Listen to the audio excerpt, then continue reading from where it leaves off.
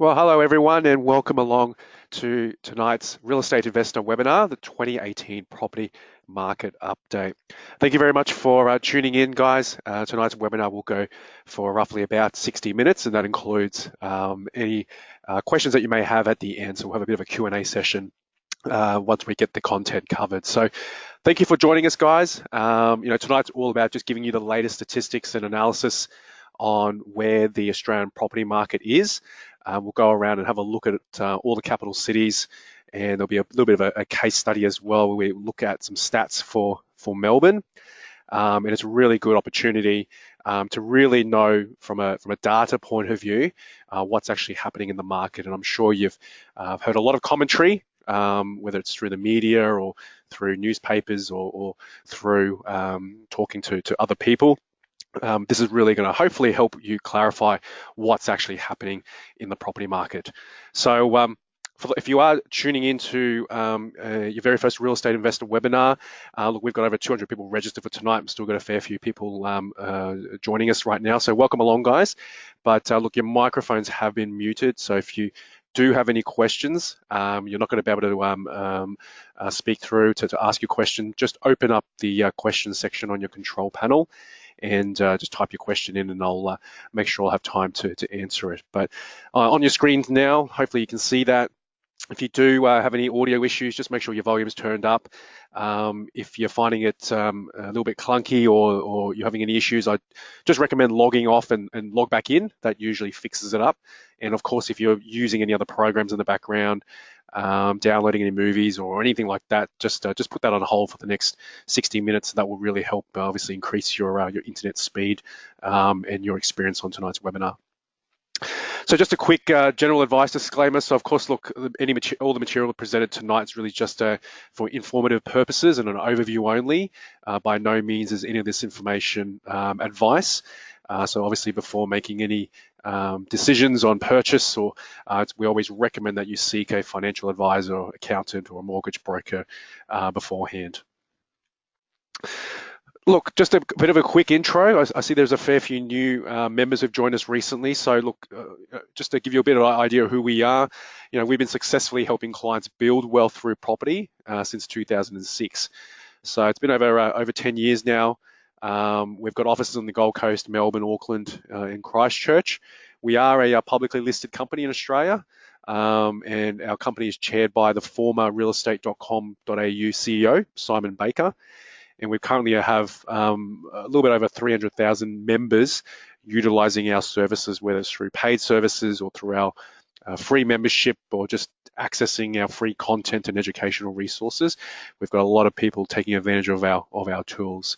So look, for us, it's all about strategy. It's all about being strategic, data-driven. And look, some of you guys are utilizing our tools already will understand it's all about taking any emotion out of any property decisions and just basing it on the numbers. So look, obviously being a very content-rich webinar tonight, being a lot of data focus, it can obviously get quite lengthy in this and quite overwhelming. So I'll break it up with a few polls. So I'll share with the results with the audience as well, but just to get an idea on where you're at as a property investor. So I thought I'd just start with one quick poll, just to get an idea on how many properties you have. So I'm just going to launch that on screen. All you can do is just have to click on the number that best represents yourself. I obviously won't reveal your individual answers, but just as a whole. So you look, if you've got 0, maybe you're just starting out, fantastic. Obviously you're on the path to building wealth and helping you set yourself up for retirement, hopefully. Maybe you're in that category of about 72% of most Australians only having one property, or perhaps you might be in that niche market of a very small percentage of Australians who have 4 or more properties. So thank you very much for voting, guys. I've just got over a little bit over 60%. So I'll just keep that open for another second or two. Excellent. So I'll just close that off. Thank you very much. And I'll share that with the audience. So let's have a look at that, guys. So we've got most people on tonight have 4 or more properties.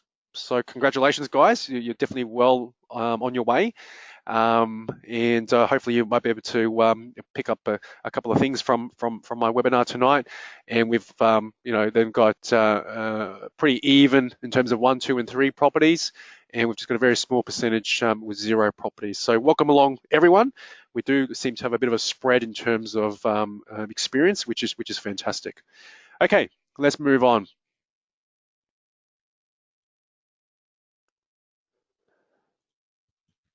All right, so let's get straight into it. So let's start with Sydney. And I'm sure, for anyone living in the capital city I'm presenting, this data should be relatable, or you should either agree with what you think is happening. So, but if we start with Sydney, where we've seen the most growth over the past few years. So now, this is the second quarter in a row where house prices have declined compared to the last quarter. The median house price has now dropped 1.4%. But compared to 12 months prior, the median has actually dropped 4.5%. So it's definitely cooling in Sydney. From the apartments point of view, similar story, only a slight drop of 0.5% in terms of median price from the previous quarter, but a 3.5% drop from June last year, so over the 12-month period. So quite significant drops. And the median weekly house and unit rents haven't really changed. It's been quite stable compared to the last quarter, currently sitting at $550 per week. So if we go over to Melbourne, obviously Melbourne's had some massive growth over the last year or so. Median house prices, though, have decreased 1.8% over the June quarter, but over the past 12 months, it was actually a slight increase of 0.5%. So look, that's obviously contributed to the market cooling recently, but obviously late last year, there was still actually experiencing some significant growth. The median unit prices dropped 0.6%, with the now median house apartment price of $496,000, so getting close to that $500,000 mark. But year on year, it's increased 0.9%. Now the annual growth rate is now the lowest in Melbourne since 2012. And the median weekly rent for houses hasn't changed. It sits at $430 per week for houses, and for units, it's sitting at $410 per week. Brisbane, nice and sunny Brisbane. So there was a small 0.1% drop over the June quarter, but year on year, median house prices actually rose by 2%. So you probably would have heard some commentary that Brisbane's probably going to be the next city that's going to experience some significant growth. With units, the median unit price fell by 1.2%, and rents for units dropped slightly to $370 per week, while houses really haven't changed at all. They're sitting at $400 per week compared to the previous quarter. So look, I've got an apartment in Brisbane. I definitely agree with that. Look, definitely in terms of construction and building approvals or apartment approvals, it definitely has slowed. So I've got an apartment quite close to the city, Brisbane CBD, and I renovated that, did a cosmetic renovation, and I was still only able to achieve the same rent pre-renovation. That was a little bit over a year ago now, but it's starting to change a little bit. We're starting to get a little bit less vacancy, and rents are increasing a little bit, but that's just obviously in the area that my property is in. But generally, it's still, it's dropped a little bit. All right, let's go to Adelaide. So look, downward trend continues. So in Adelaide, the median house prices dropped 0.5%, so just a slight drop over the June quarter, but year on year, it's actually increased 3.1%. Still slower than what it was compared to last year, and the median unit price dropped 1.9%, taking it to just a little bit over $310,000. But over the June quarter, but unit values increased slightly by 0.9% over the year. So look, Adelaide still remains as one of the most affordable capital cities to purchase an apartment. So if you're a first home buyer, definitely a good opportunity, and if you're living there. And the median weekly unit rents are quite stable at $300 per week, and houses are at $375 per week. All right, so we cross over to the west side of Australia. We go to Perth. Median house prices dropped 0.4% over the June quarter. but the decline has eased compared to past years, so it hasn't been as significant, which is great. We know that Perth is pretty much at the bottom of the market at the moment, and over the last 12 months, house prices have only dropped to 1%. So it's starting to improve. Units, on the other hand, have actually increased 3.4% over the June quarter, but year on year, total increases have been 1.7%. So even units are starting to recover over in Perth. Median weekly house rents dropped to $350 per week, while the median weekly unit rents are stable at $300 per week. Darwin. So in Darwin, both house and unit median prices increased 4.5% for houses and 2.7% for units over the June quarter. And then the median weekly house rents fell 6.5% to $500 per week. So still quite decent. So from a rental yield, gross rental yield point of view, that'd be quite decent over the June quarter. And units also decreased, attracting now a median of $400 per week. So it's about a 2.4% drop. Canberra. So Canberra's been sort of the quiet achiever, depending on where you are in Australia. But for those that obviously are around there will know that they've had some great growth. So in Australia's capital, the median house price for the June quarter increased 3.2% over the past 12 months. The growth reached 6.2%, which is the second highest growth. The number one highest growth of all Australian capital cities, behind Hobart. Median unit prices fell 1.2% to about $415,000, and that's about a year-on-year decline of 2.1%. So rents are still quite high, similar to Darwin. For houses, the median weekly rent increased to $550 per week, and units are at $450 per week. Hobart. So with Hobart, median house prices increased 4.2%. There's been a lot of growth down in Hobart, as most people probably would have heard. And they reached a new record high of a median house price of $461,000. And over the June quarter, and then over the past 12 months, that's a 15.9% increase. So double figures. And the median unit prices jumped 6.1%, also reaching a new record high median price. In a 22.6% over the past 12 months. So significant growth both in the apartment space and house space in Hobart. Now, median weekly house rents dropped though this quarter to $410 per week, while units increased to $360 per week.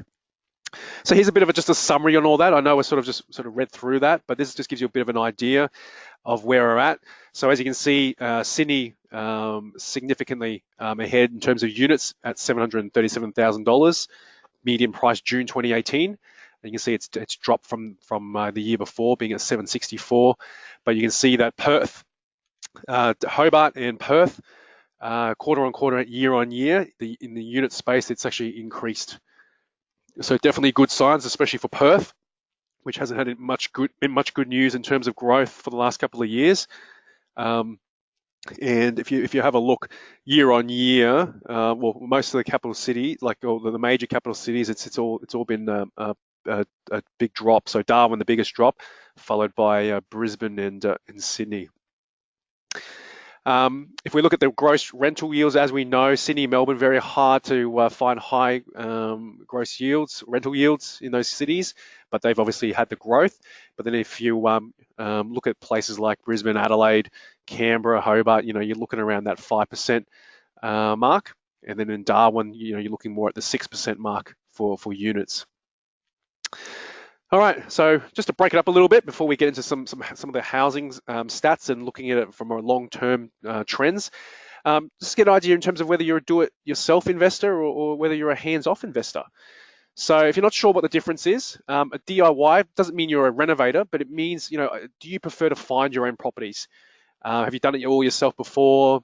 Look at magazines, use websites, look at data, do your own analysis, if anything, or you just basically it's the luck of the draw, just a bit of a guess, or whether you're a hands-off investor and you just use buyer's agents only. So not very common here in Australia, but real estate agents obviously act for the seller, being the listing agent or selling agent, but there are buyers out there that may engage in a buyer's agent. So, or perhaps you're a bit of both.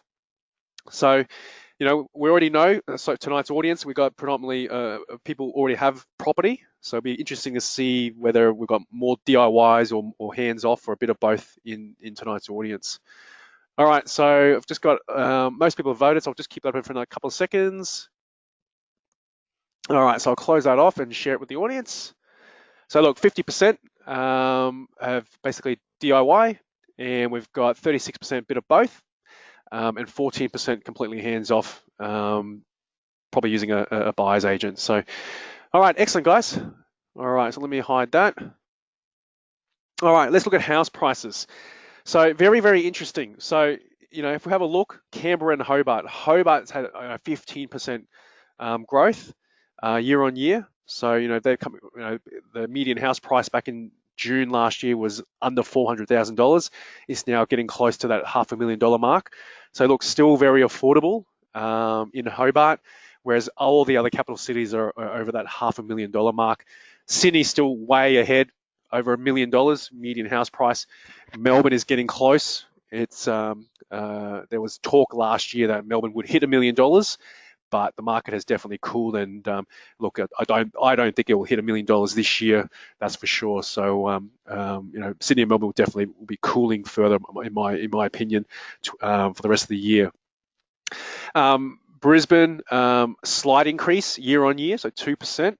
So, interesting to see what happens to Brisbane. I think Brisbane will improve. And look, there's an example of a suburb that I'll show you guys later on to show you a suburb that has continued to grow even through when everyone's saying that the Brisbane market's been very, very flat. So it'll be interesting to bring that to you. As you can see, yeah, Sydney, Melbourne, way, way ahead compared to the other capital cities. Canberra, being in third place there in terms of median price. And if we look at rental yields, so, again, Sydney, Melbourne, we're looking around that 3% mark. And then the other capital cities then go from 4 to 5%. Now, if we look at advertised stock levels, so these are one of the, when we start to, when you're looking, especially for those that are doing it themselves, and you want to pinpoint, the areas and where it's going to likely to boom next. One of the things that we look at is advertised stock levels. So, this basically shows the total number of listings at the end of June 2018. You'll notice that's much higher than 12 months prior in Sydney and Melbourne at 21.8% and 9.8% in Melbourne. And all other capital cities, we've actually seen a drop in the total advertised listings. So look, the rise in Sydney and Melbourne would essentially indicate that there's more stock available and buyers now have more choice compared with what they did 12 months ago. So there is the opportunity for buyers to negotiate down from the original asking price. There's going to be a less sense of urgency to make a decision because of more choice in stock. And these numbers will correlate with other metrics such as the number of auctions, auction clearance rates, the level of vendor discounting, and days on market, which I'm going to highlight in the next couple of slides. So let's have a look at auction results. So number of sold. So if you have a look from left to right, we start off, the 9th and 10th of December, that weekend of 2017. Victoria was at, we had over 1,000 auctions sold during that weekend. So that's not a week, that's a weekend. And then New South Wales second, not surprisingly, and then we've got Queensland in third. And if you look at, as you move towards the right, you'll see those numbers drop. It sort of picked up a little bit in June or May and June in Victoria, but you can see as of last weekend, Victoria and New South Wales, in that 300 category now in terms of number of auctions sold. If we look at clearance rates, so these are just approximate rates. Again, back in the same weekend of the 9th and 10th of December, 7 out of 10 auctions were selling. 60% New South Wales, 40% in Queensland. And as you sort of look towards the right, you can see those numbers dropping a little bit. And then again, that's signs that there's less buyers in the market. The same time last year, the Real Estate Institute of Victoria actually showed that the clearance rates in August of 2017 was actually around 76%. So you compare 76% with 59%, there is a bit of a difference. And look, Melbourne and Sydney clearance rates were as high as 80% at one point. If you have a look at that, this data is from the weekend of the 8th and 9th of April in 2017, and it showed both cities at 81% clearance rate. So this meant that the majority of advertised listings were selling at auction, which also indicates that there were plenty of buyers in the market. All right, so let's have a look at average rate of vendor discounting. So these graphs are a good indicator of the health of the market. So what it's actually showing is that on average, what do vendors have to discount by from the original asking price before it sells? So as you can see, just before June 09, where it's sort of hitting that 8% mark. So there's a lot of discounting, which indicates that it's a buyer's market. And then obviously suddenly it drops to less than 6%, and you can see it's a trend, it's a cycle, up and down, up and down. And usually we'll see that it's going to be more of a seller's market than it will be a buyer's market. As you can see, June 18, the average rate of vendor discounting is increasing again. And if we look at the data down the bottom there, Darwin at least 10.8% from the original asking price, and these are obviously averages. Melbourne 4.9%, Sydney 6.4%. So a year ago it wouldn't have been that high. So here's the median vendor discounting figures, courtesy of CoreLogic. So we can see red is 2017 and grey is 2018. And you'll notice that this year, in pretty much all the capital cities, this year the vendor discounting rates are higher. Sydney a year ago 4.9%, now 6.5%. Melbourne only really a slight change. Brisbane is actually the opposite. So again, are they the signs that something's going to happen in Brisbane? Adelaide as well, not much difference there. Perth, a little bit more, not too much. Darwin, significant change there. Canberra's pretty much the same. Hobart, still even Hobart's slowing, so the average time or the median time it takes a sort of discounting has increased slightly there as well. So average days on market. So this information correlates with the previous graph, the average rate of discounting. When days on market is low, then the level of discounting from the vendor will be low as well.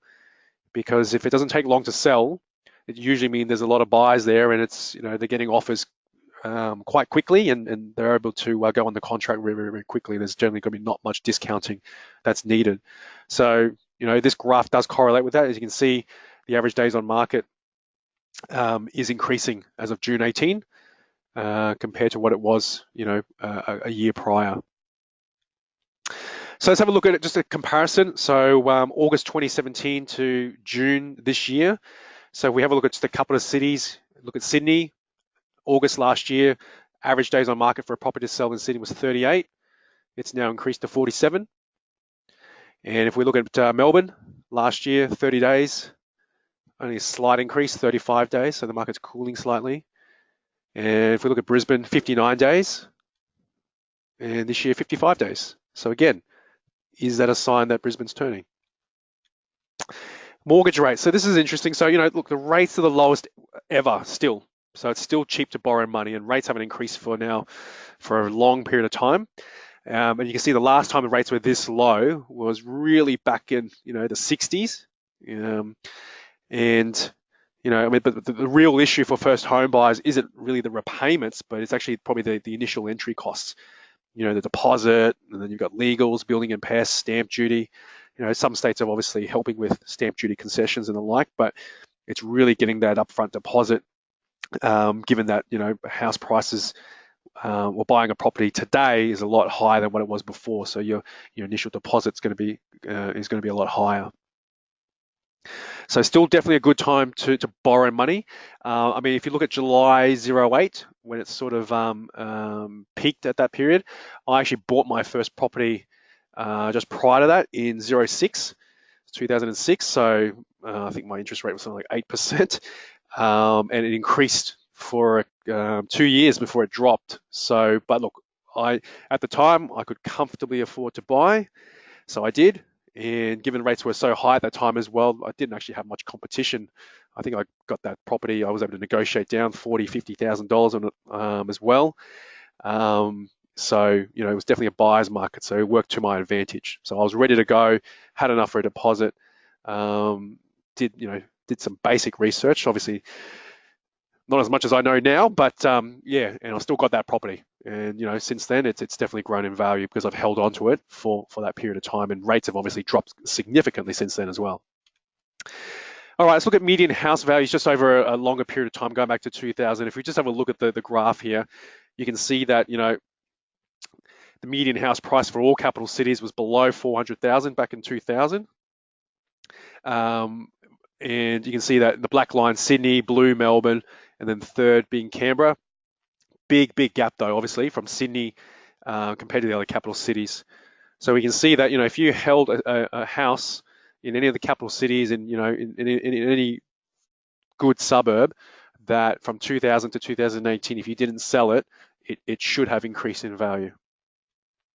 So this is really interesting. I put together these numbers and I thought I just wanted to share this with you just to give you an idea, guys, of what it's like to if you actually hold a property and you don't sell. And also just to show you what is the data actually telling us. Look at Sydney back in 2003 January. The median house price in Sydney was $523,000. Melbourne was $280,000. Brisbane 225, Adelaide 205, Canberra 297, and Perth, Hobart, and Darwin were under 200. January 08, we can see Melbourne jump quite significantly. There was no change in Sydney. Obviously, there was probably up and down in between 03 and 08, but it actually got back to the same median price. Brisbane, big jump as well. Then you go to January 13. Look at Sydney. If you had a house in Sydney at that time, you probably wouldn't have been doing too well. You may have panicked as well and thought, look, I'm getting out of the market, I'm going to sell. But then look at 2018. It doubled over 5 years. $597,000 in January 2013, median house price in Sydney, and then over $1 million 2018. Melbourne as well, 500,000. January 18, 832,000. Quite extraordinary to see those sort of numbers. And if we have a look from that period, that 15-year period, every capital city actually achieved over 100% growth in terms of price, or in terms of median price wise anyway. Let me just check sorry guys, I'm just going to, slides just timed out there. Okay, so we can see, Melbourne had the highest growth. Obviously, the last couple of years has really contributed to that population, migration, and then Adelaide, Perth, Hobart as well, quite big numbers there.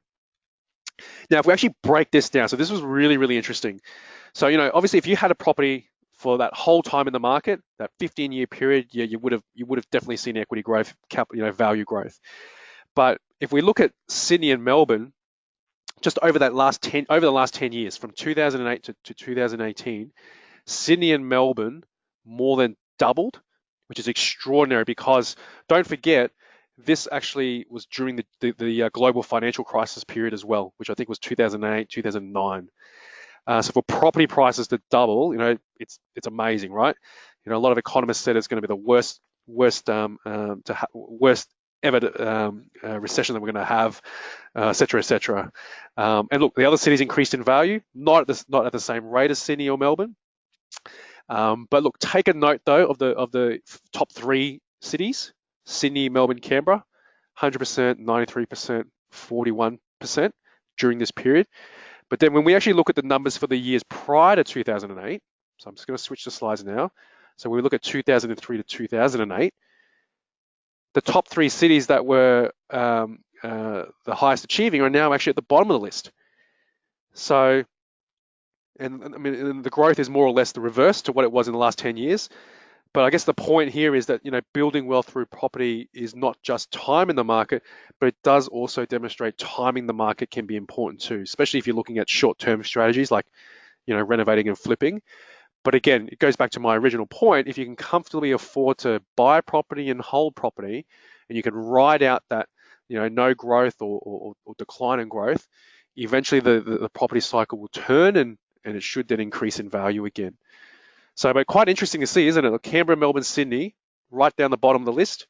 And you've got Perth, Darwin, and Hobart. Obviously, Perth with the mining boom during that period had significant growth. And then you've got the Brisbane, Adelaide's, Canberra's sort of just, so Brisbane, Adelaide, Hobart sort of in that middle there. So yeah, I just thought that was really, really interesting once I broke that down over the last 15 years and split it into those two groups. So here's a really interesting article. So newspaper article on the left-hand side there. From the Daily Telegraph, Thursday, April 24, 2014. And the gist of this article was that the Sydney home hunters or home buyers should hold off on buying for now. You know, the boom is well and truly faded in Sydney. It's overheated, market's cooling, and the median house price at March 2014, so a few weeks before this article was written, was $782,973. Remember the graph that I showed you earlier? So if we look at 2014, and I've sort of circled it, I think just a little bit before that, Jan 2015, it starts to rise, right? So if you were listening to the media and the commentary about not buying into the market, perhaps you were panicking, perhaps you decided to sell, what would have happened? Well, June quarter, so in July when these stats came out, so a couple of months later, look how much most areas of Sydney actually increased. Upper North Shore, 7% rise just in that quarter, 3.1% Northern Beaches, Inner West, 4.6%, a little bit of a decline in City and East, but generally everywhere else increased in value over the 2014 June quarter. July, another article came out basically saying that the Sydney's median house price pushed through to a new record of $800,000. So again, if you didn't panic in April or in March or in February and you held on to your property, you would have probably seen some more growth in your property. And that was at the time when you were hearing all those stories on TV and at auctions where people were selling their properties $100,000 or $150,000 more than the reserve or more than what they expected. And a year later, if you held on to the property, so in 2015, now in July, that was when Sydney finally hit the $1 million mark in terms of median house price. So, like I said before, it's about, the thing I want you to take away from this is the importance of time in the market and not always listening to the commentary in the media because they can get it wrong as well.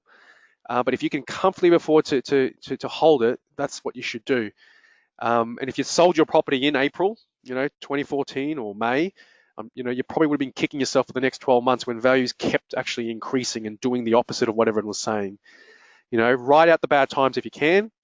And if you don't, if you can comfortably afford to do so, hold it. If you don't need to liquidate to use the cash, then just wait till the property cycle will eventually turn again, because history has shown that, the next peak will generally be higher than the previous peak.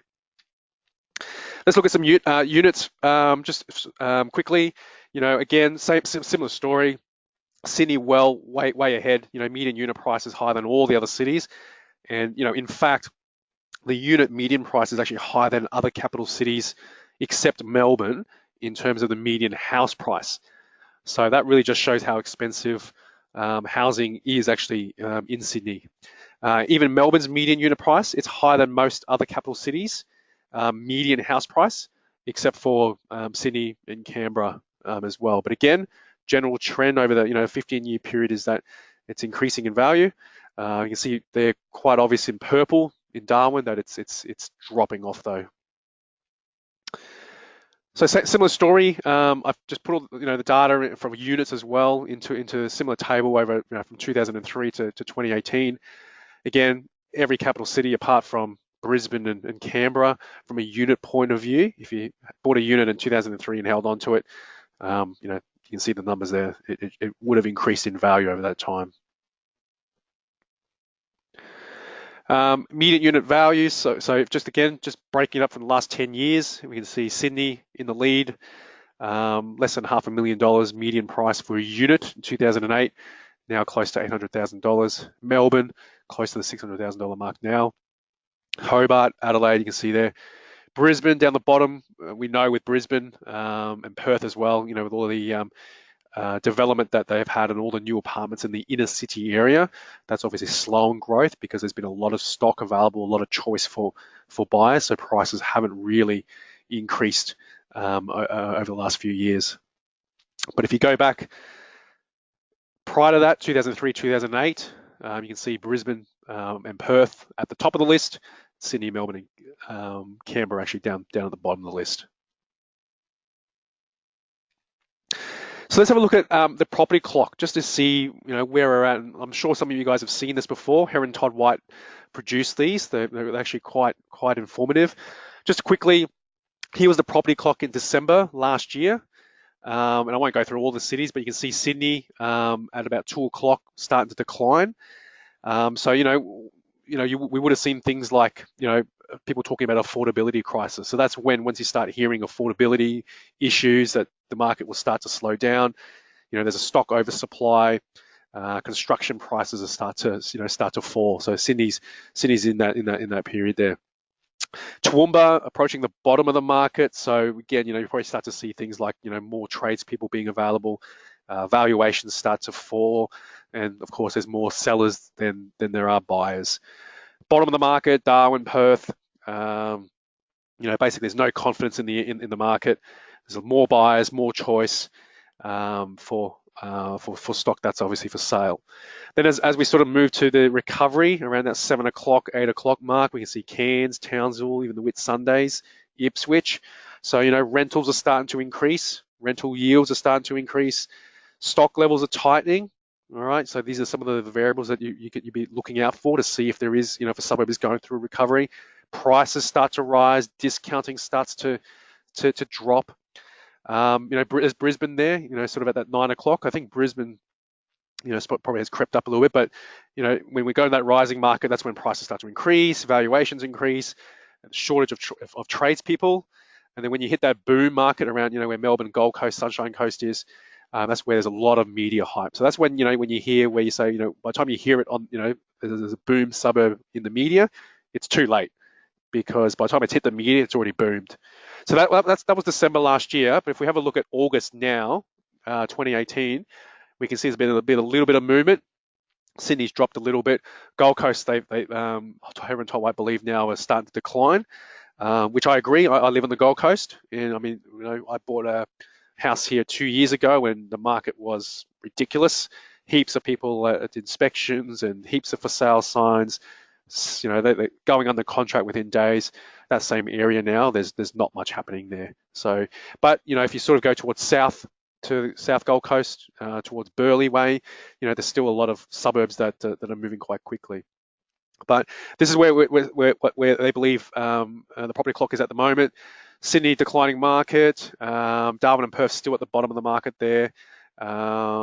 Brisbane still at that 9 o'clock mark. Again, I think from a house point of view, I think Brisbane is probably more at the, probably a little bit more between 9 and 10. But probably with the units probably don't help. Newcastle approaching the peak of the market. Melbourne's definitely at the peak. Melbourne's probably more starting to decline now, though. I believe it's probably more at the 1 o'clock mark.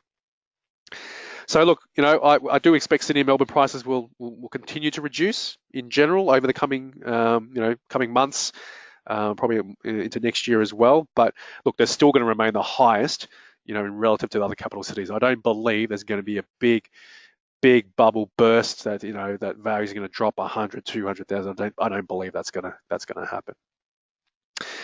So here's a couple of examples of suburbs still increasing. When you hear in the commentary about Brisbane's been flat, Melbourne's slowing, there's no growth, let's not invest there. Well, here's an example of a couple of suburbs, and I'm sure there's plenty more that are not actually following the general trend. And that's one thing. When people say the market, what are they talking about? The market is such a general term. So here's a suburb in Brisbane called Salisbury, 9 kilometers from Brisbane CBD, very close to a university and also a hospital.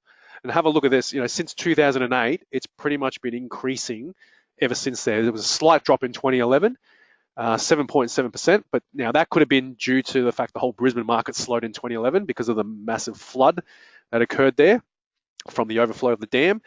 But if you had a property here in 2008 where the median house price was $410,000, the median house price now 2018 $627,000, cracked the $600,000 mark, and look, you're still seeing 7%, 6% growth rates in that area.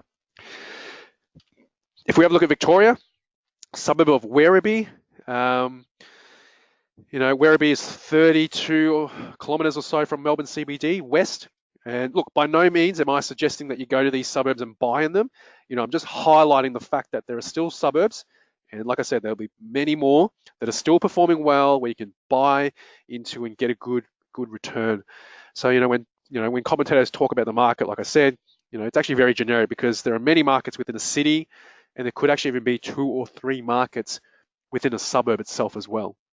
All right, again, have a look. Only a slight drop in value in terms of price in 2012, but 2016, 2017, double-digit growth, and even this year, still, finally cracked the $500,000 mark in terms of median price. Here's the unit property clock. I'm not going to go into too much detail, but this is as of August this year.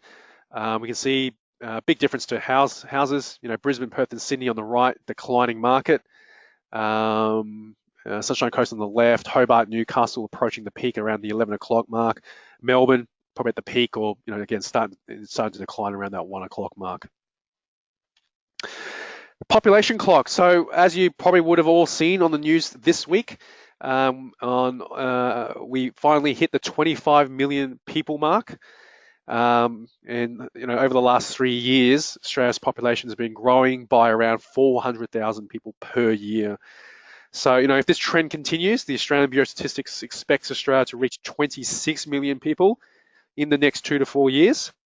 Now, they've come out and said that they'll have more updated projections around November this year in terms of when they think we'll hit that. But if you have a look at the previous milestones there, we hit 24 million 2 years ago, or 2.5 years ago, 2016, January. 3 years prior, 23 million. So, if the trend continues, there's still going to be a demand for housing, and in my opinion, it's probably going to get more denser. You look at Melbourne, which I'll show you a little bit later.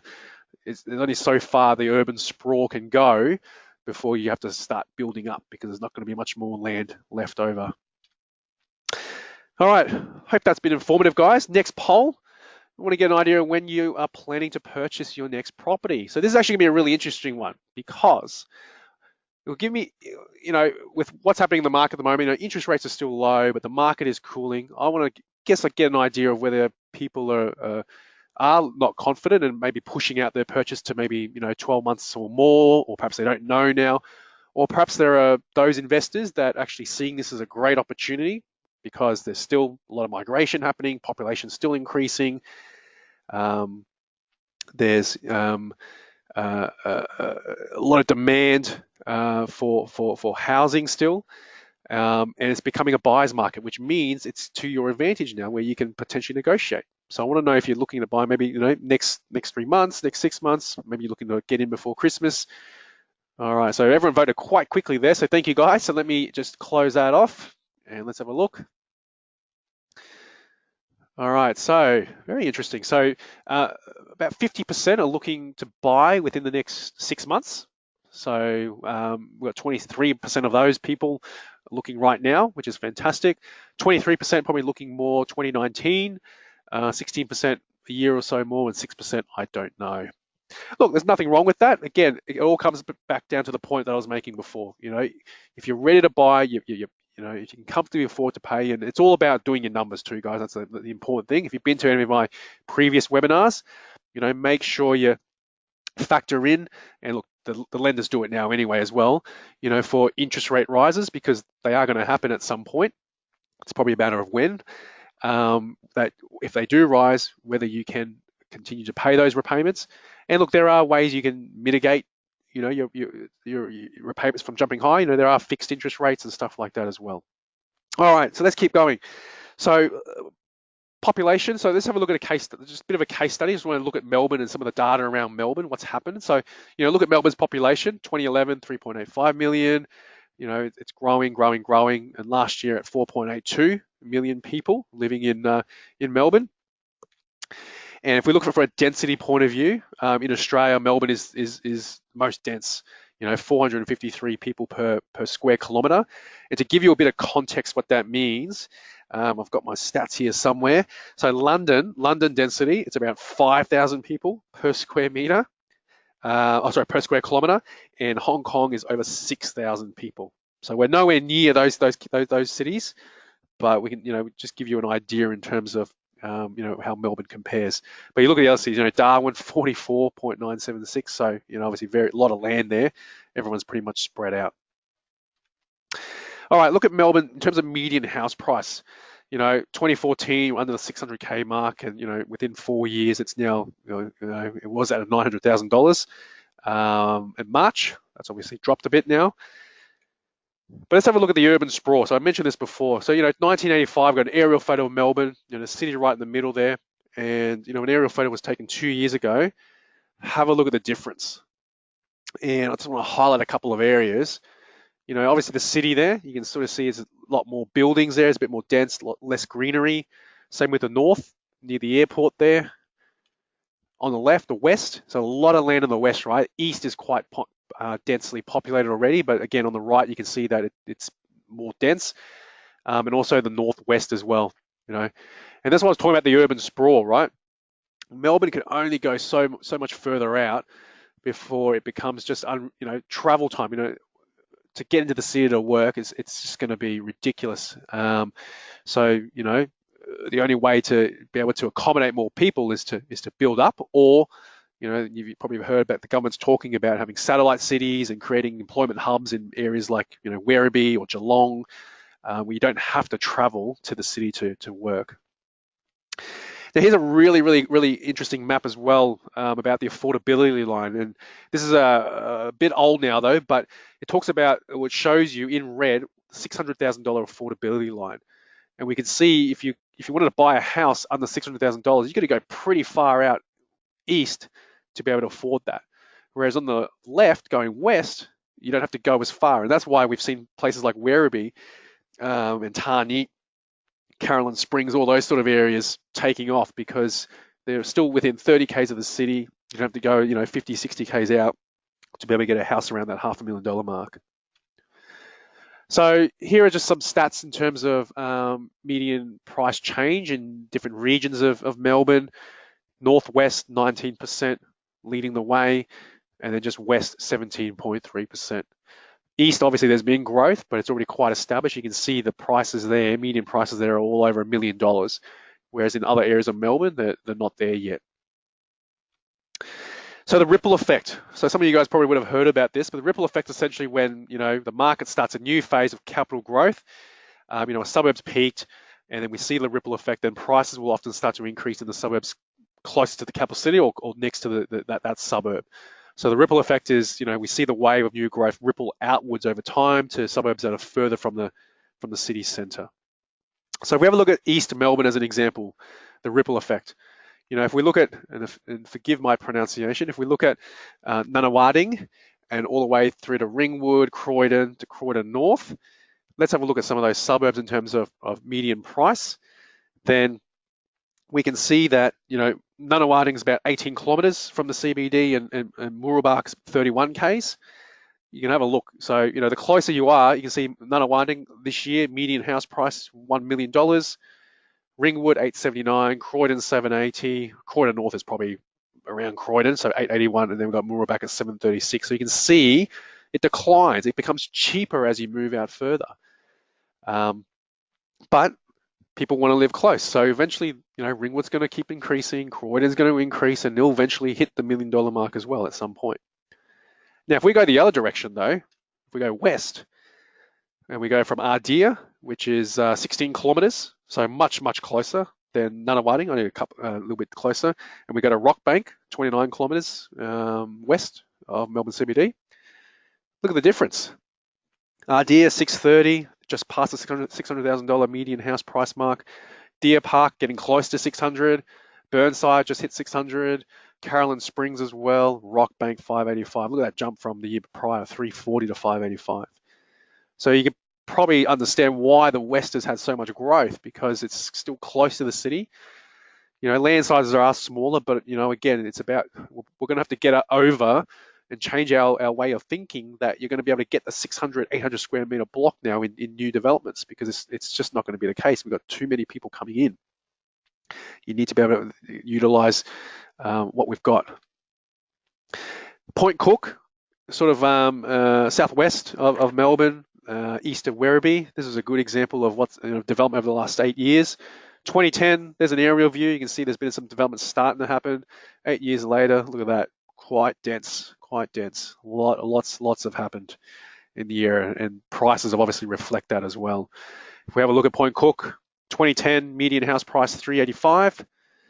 This year 645. So it's pretty much nearly doubled in value. So if you had a house in 2010, you bought back then when it started, definitely would have increased in value since then. So what are some of the key indicators? So these are some of the things that, you know, I've talked about, some of these points, but some I haven't. But just to obviously keep in mind when you're assessing where to buy. You know, look at the ripple effect. So look at the suburbs next door, close to the CBD. Work your way out. Have a look for planned infrastructure or amenities by government. You know, highways, schools, shopping centres, train stations, etc. Because the government's not going to invest in these things if they don't believe there's people that are going to use it. Or there's going to be growth in those areas. Are there increase in income levels? You can get those stats from Australian Bureau of Statistics. Population growth, interstate and overseas. Rising weekly rental prices, so rent's starting to increase. If they are, that basically means that there's more demand for rentals. Landlords can bump prices up. Investors start to see that trend and they want cash flow positive. They start to buy there, and that would then drive sale prices up. Have a look to see if there's low supply of vacant land, auction clearance rates, which I talked about, average days on market, and vacancy rates is also another thing to look at as well. And also median listing versus sold price. So if you're seeing that the median sold price is much higher than the median listing price, then it indicates people are paying more than what's being asked. So there's obviously a lot of competition and it's driving price up. If it's the opposite, if the listing price is higher than the sold price, then that's going to indicate there's there's discounting happening there for the property to sell. So here's just an example of one of those drivers. You know, major projects, the Victorian School Building Authority, great website. You know, 64 new schools they're planning for Victoria, 14 for the Melbourne area, and 35% of the 14 schools will be in the West.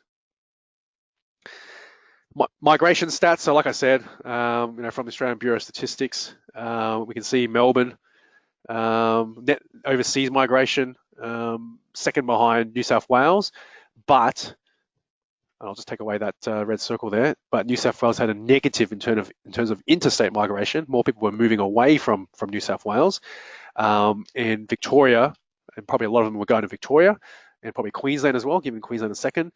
And look, Queensland may this may be the next one where most people are moving to, because, you know, it's for what you can get for your money in Sydney, you can get a lot more in Brisbane. So hence, you know, these are some of the drivers that probably have contributed to Melbourne's growth over the last couple of years. All right, guys, so that's it in terms of the data, but just a couple of things just before I finish off. So we are running a Real Estate Investor Live Melbourne Property Seminar at the end of this month. So if you're based in Melbourne, you're welcome to come along.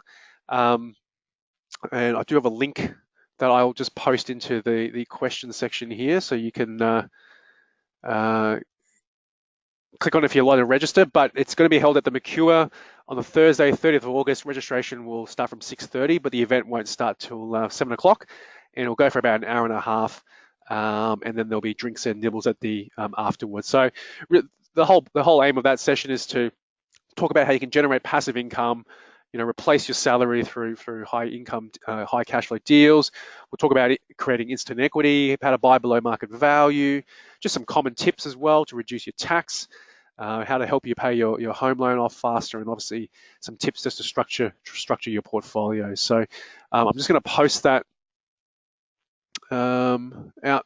link out. Where is it? Just bear with me. So I've only got a couple more slides, guys, so just bear with me. Where's the chat section here? All right, here we go. All right, here it comes, guys. We don't have any other events booked at this stage in terms of other cities. There's a question come through. So just Melbourne at this stage, guys. So Mercure, Melbourne on Spring Street. So I've just shot that through. Okay, so we look forward to seeing you there if you're based in Melbourne. So you're more than welcome to bring a friend along as well. Now, if you don't want to click on that link, we can register for you. So I've just got a quick poll here as well. I forgot about this, sorry guys. So if you want to just click yes on the screen, I can just actually organize for you to be registered, and you'll get an email sent to you just with the details of the location and times, and you'll get a reminder on the day as well. So I'll just keep that up for a couple of seconds, guys, for those that are based in Melbourne. All right, fantastic. All right, I'll just close that off. Thank you. Okay, so now for those that are aware of what we do or not aware, so look, we do, if you'd like some help, and for those people that are perhaps looking to buy an investment property at the moment and you're not really using data or looking at prices and days on market, vacancy rates, all that sort of stuff, Real Estate Investor does actually provide those tools. So, option one, for the do-it-yourself investor, what we offer is the Pro membership software platform, and it includes Price Finder. So Investor Search allows you to quickly find deals. So think of Booking.com for hotels. We do it for property. We source listings from over 40 websites. You can search by strategy. So whether you're looking at cash flow positive, development sites, subdivision deals, renovation opportunities, you can search by keywords that we've set. You can search by gross yields. You can search by the percentage of median price as well. So, find me something at least 20% below the median price for that area. So really, really great platform. If you'd like a demo, we can actually organize that with you. They go for about 20 minutes to half an hour, one-on-one, like a webinar like tonight. And so if you're interested, you're more than welcome to just hit yes there, and I can contact you tomorrow and organize a time. And obviously we don't have to do the demo tomorrow, but we can take you through it and give you a better idea in terms of what the platform can do to assist. So I'll just keep that over for a couple of seconds, guys, before I wrap up, and I'll go through to the Q&A. So there is a short 6-minute recorded video that I actually just recently done. So if you want to have a look at that tonight, you're welcome to. Just jump on our website, top of the page, click on memberships, click on Pro, and there will be a demo video that you can watch. Otherwise, we'll be in contact tomorrow to book in for a one-on-one demo with you sometime in the next week or so. Okay, fantastic. So I'll just close that off. All right. So, and then the second option is a free strategy session. So, if you're not too sure what the next step is, or you'd like some assistance in terms of getting a plan together, or having properties presented to you, then a strategy session, we can get a strategist to meet with you to discuss what your goals are, get an understanding of what your ideal property criteria is, what your aim is. Why are you investing in property? Are you trying to replace your income? Are you just trying to create wealth for when you want to retire? We'll also help assess your current finance structure as well. So we do partner with mortgage brokers that specialize in property investors. But if you want to use your own, we're more than happy to work with them as well. And really, the whole aim of it is to really assist you in acting as a vehicle to create long-term wealth. So if you're interested in a strategy session, completely free, no obligation, I'll just launch it as a poll as well. So if you say yes, we'll get in touch with you and just get a quick assessment of where you're at, and we're more than happy to book you in for a free, no obligation session as well to help you with your investing. All right, so that's pretty much it. So I'll just leave that open, guys, and I'll just close off, and then we'll get and I'll go through a couple of questions that have come through. I hope that's been informative, guys. I think I'm right on time. But yeah, look, obviously, like I said, the main thing I wanted you to get out of this is the fact that, don't always listen to what you hear on the news or the commentary. They can, they're not always right. But for yourself, everyone's different. Every property type may not suit everyone. A property that might be great for me might not be good for you because of your different strategy, your different financial situation. So there's a couple of links up there. So if you didn't vote, or you don't have access to get onto the link, just keep those URLs in mind, and you can request for a free strategy session or book in a demo. Okay, so let's go to the Q&A. Let me just open up my questions. All right, so Duncan's just asked, why is there no Brisbane auction clearance rates? I think there was, Duncan. I'll go back and check, but I'm pretty sure there was. Just for everyone's reference as well, tonight's webinar was recorded as well, so you can re-access this at a later point. But I think it was, but I'll just double check. Apologies if it wasn't. If it wasn't, then I'll add it to the slide deck. So if you do want a copy, you can get access to those. Anyone else? So I've just had one person say they had audio problems, so I'm assuming that no one else has commented on it, and people have asking questions. So I'm assuming everyone else is okay. So sorry, Dr. G. It may just be your end.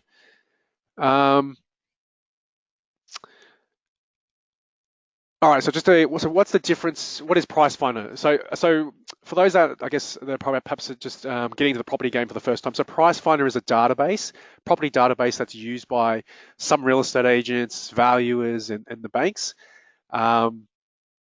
It's basically the equivalent to CoreLogic RP Data. So they're probably the two biggest. Well, they are the two biggest property data companies in Australia. So we partner with Pricefinder. It gives you access to that. To be able to help you get accurate sales data, suburb information. So some of the stats that I've shown you tonight was from those websites.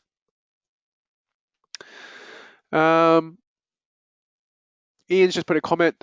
Would love to, but too far away from the Goldie. And Brisbane and Gold Coast auction rates last weekend were 28%. Okay, fantastic. So yeah, I wasn't able to get any Gold Coast data, but like I said, Gold Coast overall is it's slowing. It is slowing in most parts, but again, like I said, there are some suburbs still that are quite popular. What are the fees for your pro membership? So look, as part of joining on tonight, guys, if you do take part in the demo, we will give you the ability to take advantage of some discounted pricing. So look, we essentially have 3 membership options. We have a casual option, which is our most popular. Think of it like it's an opt-in, opt-out like Netflix. So you can use it for as long as you like, 1 month or 3 months or 4 months, and then you can cancel your membership whenever you like. So a lot of our first-time investors will use it for a month or 2. They'll find a deal, then they'll cancel their membership, and then 6 months or a year later, you can get back in touch and reactivate it. So as part of the special deal, you can sign up at $99 a month if you decide to proceed. So for those that are going to do a demo, if you do decide after the demo you want to take advantage, those pricings will be available to you. Or we have a 1-year membership up front, $990 for the year, or a 2-year membership at $1,790. So I think it works out to be like something like $70 odd per month if you were going to divide it up over that 2-year period. Okay. Okay, it's just a question here about the event. Yeah, so I'll just reiterate again. So yeah, we don't have the events held in any other cities like Gold Coast, Brisbane, or Sydney at this stage. So at the moment, it's only in Melbourne at the end of the month.